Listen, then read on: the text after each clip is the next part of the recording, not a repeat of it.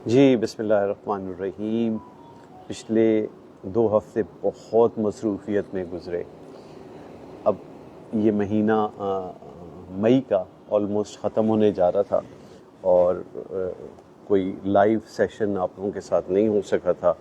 आज चूँकि एक अनएक्सपेक्टेडली छुट्टी आ गई तो सोचा आप लोगों के साथ एक लाइव सेशन कर लिया जाए ब्लड प्रेशर के हवाले से। बहुत अहम मर्ज़ और एक अनफॉर्चुनेटली हमारे यहाँ इस पे उस तरीक़े से तवज्जो नहीं है जैसे कि होनी चाहिए।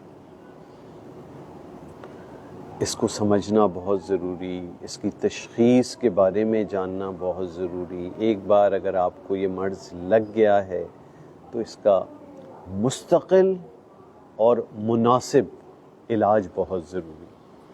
तशख़ीस इसलिए अहम है कि बहुत से लोग ऐसे हैं और ये आदाद व शुमार ने ये शो किया है कि ऑलमोस्ट 50% ऐसे लोग होते हैं जिनको ये पता ही नहीं होता है कि उनको ब्लड प्रेशर है। यानी किसी न किसी पेचीदगी की सूरत में या किसी और वजह से अस्पताल जाने की सूरत में उसमें पता चलता है। मलिक फरहान आमिर साहब, वालेकुम सलाम। तो इसलिए बहुत ज़रूरी है कि हर आदमी जो सेहत की हालत में है, 20 साल क्रॉस कर चुका है, तो साल में कम से कम एक मरतबा अपना ब्लड प्रेशर इस नीयत से ज़रूर चेक कर ले कि ये नॉर्मल है या खुदा न खास्ता बढ़ी हुई रेंजेस में आ रहा है। बहुत अहम बात है, बहुत अहम। अगर बिल्कुल नॉर्मल है तो कोई परेशानी नहीं, थोड़ा सा बढ़ावा आया है तो अगले 2-3 हफ्ते महीने इसको रिपीटेड चेक करते रहें और ये देख लें कि एवरेज ब्लड प्रेशर आपका 140/90 से नीचे है या ऊपर है। सैर शमीन, वालेकुम सलाम जी। विनोद शर्मा, जज़ाकल्लाह, शुक्रिया अदा करने का। तो अभी हम तशख़ीस पे थे। अब्दुल गफूर, वालेकुम सलाम जी। अल्ताफ़ ज़मान, वालेकुम सलाम।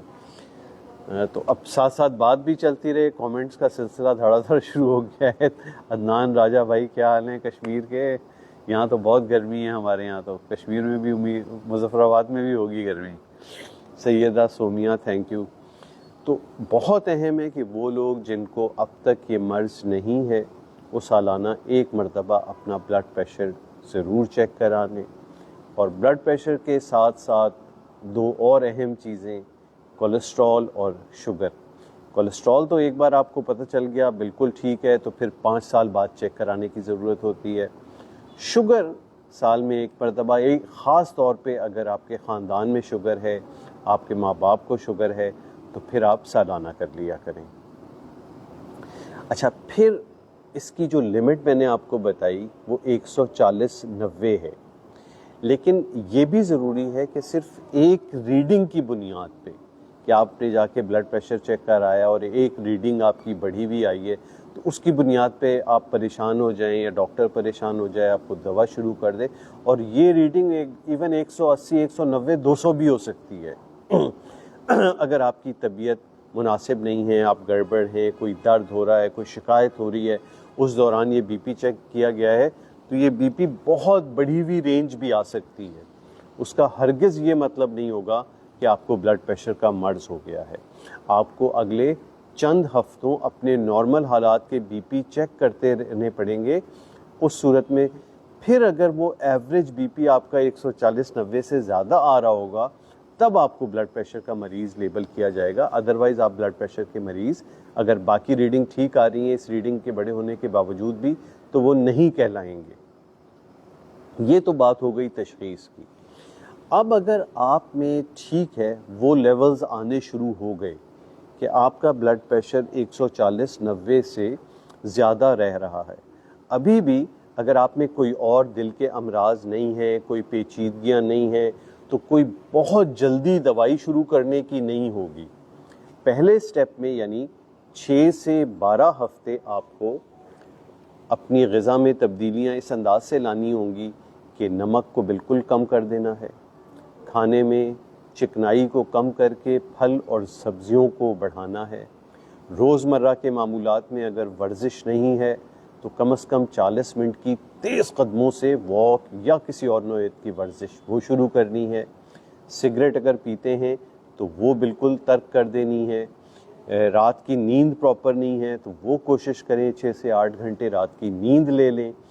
इन तमाम चीज़ों को अगले आप 4 से 6 हफ्ते में अप्लाई करके देखें। बहुत से लोगों के blood pressure in conservative measures, जिनको हम कहते हैं दवा के बगैर ही काफ़ी बेहतर आने शुरू हो जाते हैं। तो इसका मतलब ये हरगिज़ नहीं हो गया कि आपको अब दवा की ज़रूरत सारी ज़िंदगी नहीं होगी। ये मेजर क्या करेंगे कि आपके ब्लड को अगले 1-2 साल मज़ीद उन लिमिट्स में ब्लड प्रेशर को रखने का बाइस बन जाएंगे जिसमें आपको दवा की ज़रूरत नहीं होगी। लेकिन आपको अपने ब्लड प्रेशर पे नज़र रखनी होगी। खुदा न खास्ता जब भी ये ब्लड प्रेशर 140/90 को क्रॉस करना शुरू कर देगा, इन तमाम चीज़ों के बावजूद अब वो मरहला आ गया है कि आपको दवाई की ज़रूरत हो सकती है। अच्छा, अब दवा भी ये नहीं है कि आप अपने तौर पे कोई भी दवा शुरू कर दें कि आपकी बहन या आपके भाई या आपके वालिद या आपकी वालदा कोई दवा ले रहे हैं तो आप भी वो शुरू कर दें, और वो भी इस अंदाज से शुरू कर दें कि जब बीपी ठीक होना शुरू हो जाए तो दवा छोड़ दी। नहीं, ऐसा बिल्कुल नहीं होगा। आप एक अच्छे मुस्तनद डॉक्टर को दिखाएंगे, वो आपकी बहुत सारी चीज़ों को मज़ीद जज करेगा, जिसमें बहुत सी अहम चीज़ें हैं। ये अंदाज़ा करना कि आपको शुगर है, आपको कोलेस्ट्रॉल है, आपकी कोई चीज़ अभी तक ब्लड प्रेशर की वजह से मुतासिर तो नहीं हुई है, आप में और कोई दूसरे अमराज तो नहीं है, खुदा न खास्ता सांस का मसला है या कोई और प्रॉब्लम है, तो उन तमाम, या आपकी धड़कन तेज़ रहती है, आपका ब्लड प्रेशर किस नौइयत का लग रहा है, इन तमाम चीज़ों को देखकर वो आपके लिए एक अच्छी और मुनासिब दवा तजवीज़ करेगा। हर मरीज़ के लिए एक ही दवा अच्छी नहीं हो सकती, ये डिफरेंट लोगों के लिए डिफरेंट होती हैं दवाइयाँ, और इस बात का अंदाज़ा एक मुस्तनद और अच्छा समझदार डॉक्टर ही करता है कि आपके लिए सबसे मुनासिब दवा कौन सी है। और फिर जब उसने वो दवा आपको तजवीज़ कर दी तो ब्लड प्रेशर की दवा, चाहे आपके ब्लड प्रेशर नॉर्मल आ जाएं, आपको कोई अलामत हो रही हो या नहीं हो रही हो, ये आपने हर हाल में लेते रहनी है। और फिर जिस फ्रीक्वेंसी से वो आपको फॉलोअप के लिए डॉक्टर बुलाता है तो उसके पास जाना है। कभी कभार बहुत से लोगों के ब्लड प्रेशर की दवाई और ये कंजर्वेटिव मेजर की वजह से ब्लड प्रेशर लो होने शुरू हो जाते हैं, तो फिर डॉक्टर दवाई की मकदार को कम कर देता है, और फिर कभी कभी ये दवाई वक्ती तौर पर रुक भी सकती है। तो ये बहुत ज़रूरी है। हो गया ब्लड प्रेशर तो मुस्तकिल दवाई लेते रहनी है। अच्छा, फिर दवाई लेने के बाद भी ऐसा नहीं है कि बस आपकी दवाई शुरू हो गई तो अब आपको डॉक्टर को दिखाने की ज़रूरत नहीं है। आप बहुत स्टेबल चल रहे हैं तो उस सूरत में भी 6 महीने से साल में एक मरतबा मुख्तलिफ टेस्टों के साथ आपको डॉक्टर का दिखाना बहुत ज़रूरी है। उमैर अख्तर पूछ रहे हैं, do anxiety sometime BP is high and heart rate also increases.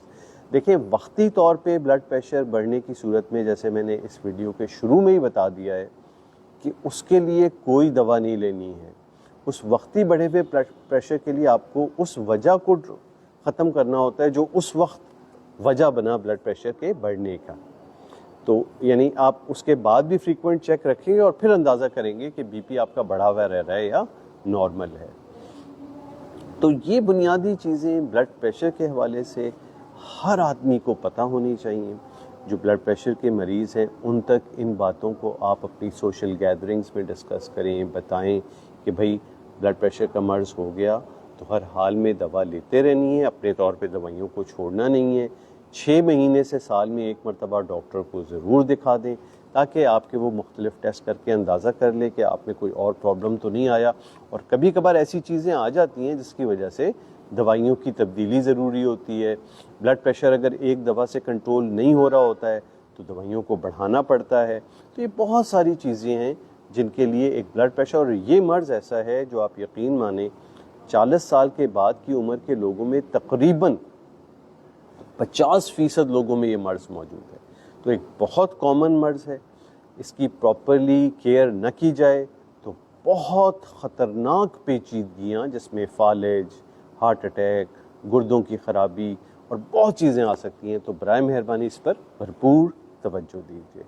शुक्रिया बहुत बहुत।